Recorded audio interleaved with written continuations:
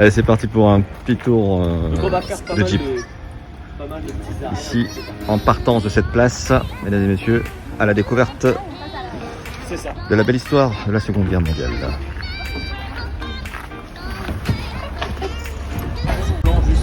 Juste derrière, on a donc le clocher.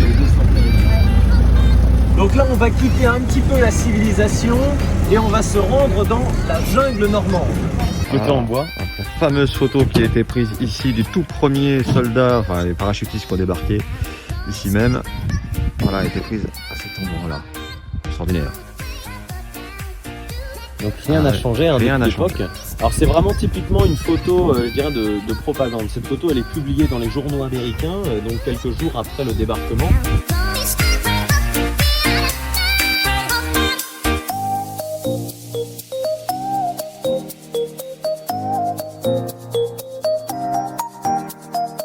Voici donc la plus petite mairie de France, non loin du crash du DC-3 qui a eu lieu là derrière ce champ.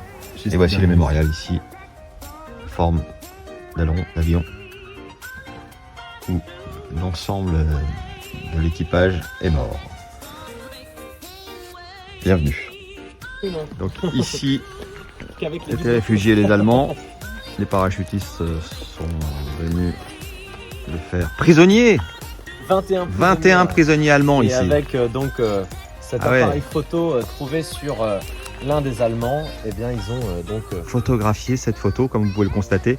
Regardez bien, ça correspond parfaitement. Là, le jeu de cette erreur n'est pas possible, car ça correspond parfaitement avec le lieu. Extraordinaire. Donc les vitres sont les mêmes. Par contre, elle n'était pas cassée, hein, la vitre. Hein. Non. Encore. Donc on a le soldat Forrest Gott. Voici une autre photo que vous pouvez apercevoir sur ma gauche, avec exactement le lieu aussi représentatif de cette photo. Là, on voit également les paras.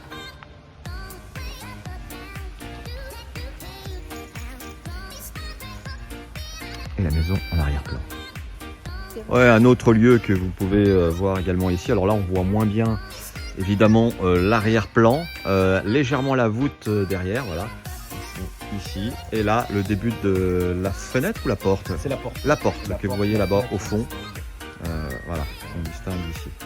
Donc les photos étaient prises ici même. Une ceinture à munitions allemande. Donc on distingue bien la boucle ici, boucle allemande avec les pochettes à munitions allemandes qu'il s'est mis en bandoulière autour du cou, quoi. Donc soldat américain, on voit bien le drapeau américain sur l'épaule, mais avec la ceinture en bandoulière allemande.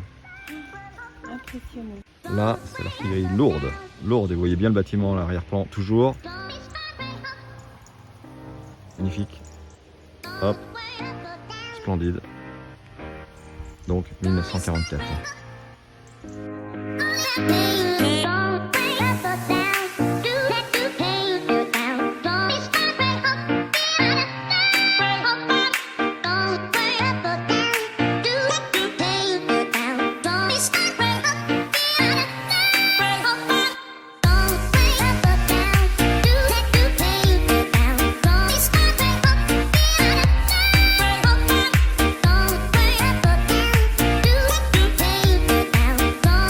Là, c'est la pointe du Hoc. Ah oui, on y est allé. C'est la pointe du Hoc que l'on distingue depuis Utavich. Donc il était possible pour les batteries d'artillerie de la pointe du Hoc de tirer sur Utavich. La raison pour laquelle ça devient un objectif crucial des Alliés d'aller détruire cette position d'artillerie là-bas. Ok. Donc on a des blocos Allemands. qui sont installés pour les défenses et aussi pour vivre. Et là on vient d'arriver donc sur Utain. Utavich. Donc Utain fait 3 km de long à partir d'ici. Donc voilà, donc là on est sur la partie nord de Utavich, donc plage de Saint-Martin-de-Varville. Donc on a 3 communes situées sur Utain. On a Saint-Martin-de-Varville, Audouville-la-Hubert et Sainte-Marie-du-Mont. Ça fait 3 km de long Utavich en tout. Donc généralement il y a une plage, mais en fait non, c'est 3 km de plage.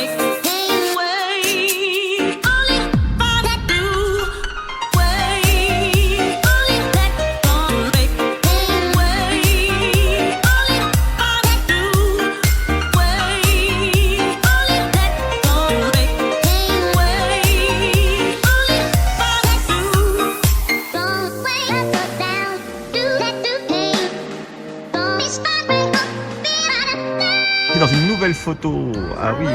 Donc en fait c'est pareil. Ah non, ça a été. C'était avant, c'était en relief, non les écritures. Oui, c'est vrai qu'il y a le monument qui a un petit peu Ouais. changé, mais sinon ça reste. Ça Je reste fais cette erreur. Oh là là. Et surtout, il y a surtout une grosse erreur. Ah. Donc Ah, avec des civils, on distingue bien les paras de la 101e avec les aigles sur l'épaule. Et les premiers échanges de Calvados.